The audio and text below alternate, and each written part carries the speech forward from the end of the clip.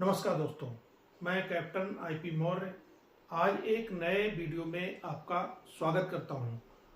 आज इस वीडियो में बात करेंगे 8वें वेतन आयोग यानी 8th पे कमीशन के बारे में। जैसा कि आप सभी को पता है, 16 जनवरी 2025 को इसकी घोषणा की गई थी कि 8वां वेतन आयोग वो गठित होगा और ये 1 जनवरी 2026 से लागू होगा। पिछला पे कमीशन 2016 से लागू हुआ था, जिसका 31 दिसंबर 2025 को समय सीमा समाप्त हो रही है और 1 जनवरी 2026 से नया पे कमीशन लागू होगा। 7th पे कमीशन जो 2016 से लागू हुआ था, उसका फिटमेंट फैक्टर 2.57 था, जिसमें मिनिमम जो पे थी 7,000 उसको बढ़ा के 18,000 किया गया था। जब से इस पे कमीशन की घोषणा हुई है, तब से सभी सरकारी कर्मचारी और पेंशन भोगी इस पे काफी चर्चा कर रहे हैं। इसमें फिटमेंट फैक्टर क्या होगा और ये कितना पेमेंट बढ़ाई जाएगी। फिटमेंट फैक्टर इसमें कुछ भी रहे, लेकिन ये बात तो सच है कि पे कमीशन के आने से पेमेंट काफी अच्छी होगी, काफी बढ़ोतरी होने की उम्मीद है। लगभग 1,20,00,000 सरकारी कर्मचारी और पेंशन भोगी जो हैं, उनको इसका लाभ मिलने वाला है। फिलहाल इसकी अभी सिर्फ घोषणा हुई है, इसमें कोई समिति अभी गठित नहीं की गई है जिसके अंदर चेयरमैन और इसके मेंबर गठित किए जाएंगे। अभी उसका गठन नहीं किया गया है।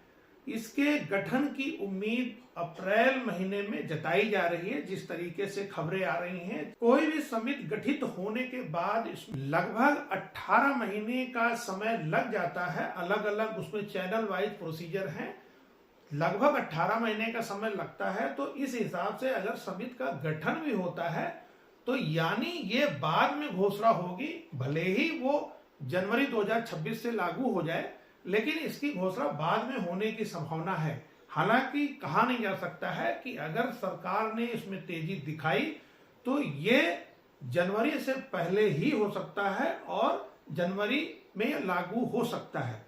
अगर ऐसा नहीं हुआ तो घोषणा इसकी बाद में होगी और जनवरी 26 से इसको लागू कर दिया जाएगा। अभी तक असली बात यही है कि किसी को किसी तरीके की कोई सूचना नहीं है, सिर्फ कयास लगाए जा रहे हैं कि इसमें फिटमेंट फैक्टर क्या हो सकता है और इसमें कितनी पेमेंट बढ़ सकती है। हालांकि इस पे बात करना जरूरी भी है।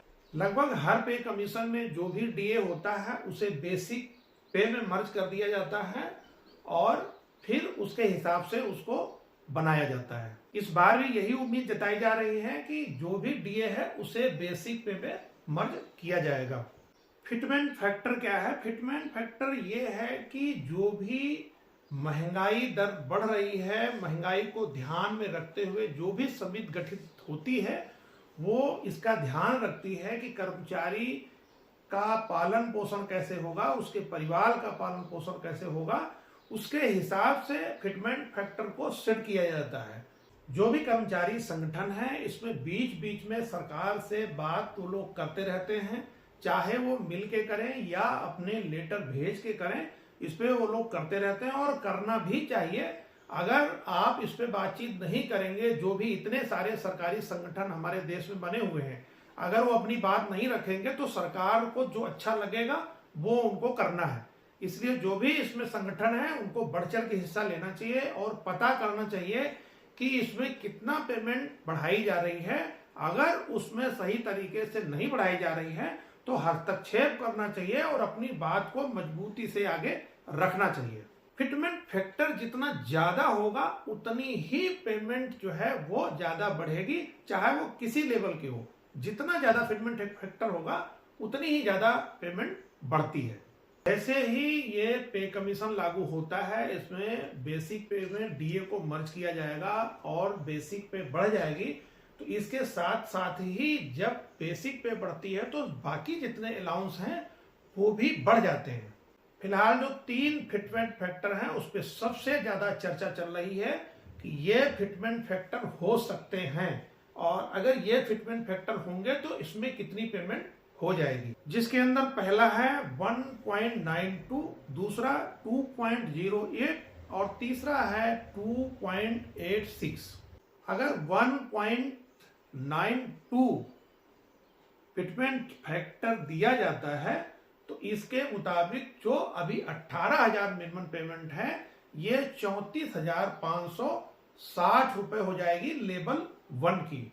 2.08 के हिसाब से अगर दिया जाता है तो 18,000 जो लेवल 1 है उसका 37,440 पेमेंट होगी। ज्यादातर जो खबरें निकल के आ रही हैं उसमें 2.86 फिटमेंट फैक्टर की बात कही जा रही है। जो 18,000 पेमेंट अभी है लेवल 1 का, उसमें 51,480 रुपए होने की संभावना है। हालांकि बहुत सारे सरकारी जो संगठन हैं उनका मानना यह है कि 7th पे कमीशन में 2.57 फिटमेंट फैक्टर था, 8वें वेतन आयोग में 3.68 फिटमेंट फैक्टर होना चाहिए। अगर ये फिटमेंट फैक्टर आता है तो जितने भी कर्मचारी हैं उनके लिए ये बहुत खुशी की बात होगी और इसमें काफी अच्छी पेमेंट होगी। आज के लिए फिलहाल इतनी जानकारी, इस पे जो भी अपडेट आती रहेगी वो मैं आप तक पहुंचाता रहूंगा। अपना और अपनों का हमेशा ख्याल रखें। प्लीज लाइक करें, सब्सक्राइब करें, कमेंट करें और दूसरों को शेयर करें, जिससे सभी लोगों को नई नई जानकारियां मिलती रहें। आप कमेंट भी कर सकते हैं कि किस विषय पे मैं वीडियो बनाऊं। अंत में फिर वही, काम करो ऐसा पहचान बन जाए, कदम चलो ऐसा निशान बन जाए। जय हिंद।